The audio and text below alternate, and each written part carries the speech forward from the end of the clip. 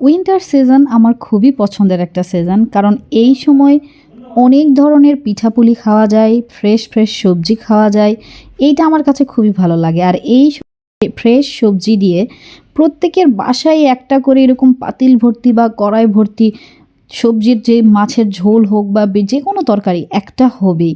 আমার বাড়িতে তো প্রায় হয় এই মাছের তরকারিটা, বিশেষ করে ঝোল। এমনিতেই তো আমি মাছের ঝোল অনেক বেশি পছন্দ করি, আর শীতের এই সবগুলা সবজি দিয়ে মাছের ঝোল খেতে যে এত মজা লাগে। এইদিকে ইজাজাইরা স্কুল থেকে এসে গিয়েছে, ওদেরকে খেতে দিলাম, ওরা খাচ্ছে। আর আমি এইদিকে একটু ঢঙের ডায়েট করতেছি। এটাকে ঢঙের ডায়েটই বলে, কারণ আমার প্রচণ্ড বাঁধাকপির বড়া খেতে ইচ্ছা করছিল। ভাবলাম যে একটু খাবো, কিন্তু ওই যে সামনেই আমার ছোট ভাইয়ের বিয়ে, ওইটাকে কেন্দ্র করে সব কিছুই খাচ্ছি, কিন্তু একটু ঢং করে করে খাচ্ছি আর কি। মানে একটু ভাবতেছে যে কম তেলে ভাজি, তাহলে হয়তো বা একটু মোটা কম হবো, কারণ একটু যাতে বিয়ের দিনে দেখতে ভালো লাগে অ্যাটলিস্ট।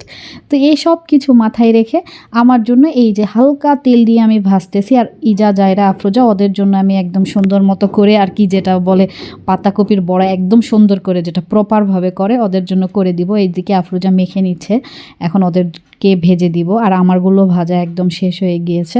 এগুলো আমি একদম তেল দেইনি বললেই চলে, জাস্ট একটু ব্রাশ করে নিয়েছি। আর এটা হচ্ছে পরের দিন সকালের ভিডিও। আজকে চলে যাব হুজাইফার বিয়ে খেতে। তো হুজাইফা মানে আমার ছোট ভাই, অনেকেই আমার ছোট ভাইয়ের বিয়ের ভিডিওটা দেখতে চেয়েছিলেন। তো আজকে আমি যাব আমার ভাইয়ের বিয়ে খেতে।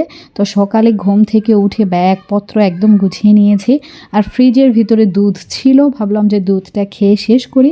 সকালে একসাথে আমি দুধ ডিম খাই না, সাধারণত আমি ডিম খাই সকালে, দুধটা বিকেলেই খেতে আমার ভালো লাগে, কিন্তু এগুলা আবার থাকলে নষ্ট হয়ে যাবে, এই জন্য ভাবলাম খেয়ে শেষ করে যাই।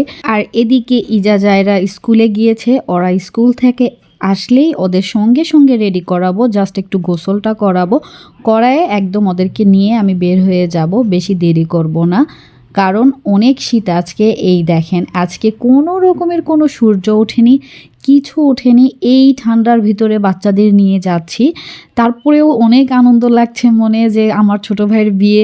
এত খুশি খুশি লাগছিল, আমার তো কয়েকদিন ধরে কোনো কাজে মনে আসছিল না, মনে হচ্ছিল যে কখন বিয়ে বাড়ি যাব, বিয়ে খাবো, এরকম লাগছিল।